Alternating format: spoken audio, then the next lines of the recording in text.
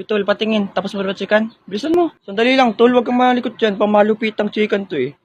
Oh. 10 over 50 ka, tol. Uy, tawan-tawa ka dyan. O, ito yung test paper mo. 5. Check. Yes, 45 ako. Hoy, te, ilan ka? 38? Ha, 45 kasi ako eh. Hoy, Trojan, ilan ka? 41. Ako kasi 45 eh. And who the fuck asked? Ha? Wala akong pakialam. Basta alam ko maganda ako. Nagmamaang-maangan pa pero halatang inggit naman. Hoy, Trisha, ilan ka? 42 ako. Hala, burlolo, himala. 47 ako. Sinong 47? Si Trisha. Bakit? Papalag ka? Get out of my way, Borloloy. Gusto kong makausap si Trisha. Trisha, pwedeng patingin ng papel? Teka, bakit naman? Akin na. 47. Teka, di ba lagi kang pasang-awa lang o kaya minsan bagsak sa exam? Bakit nagkaganto?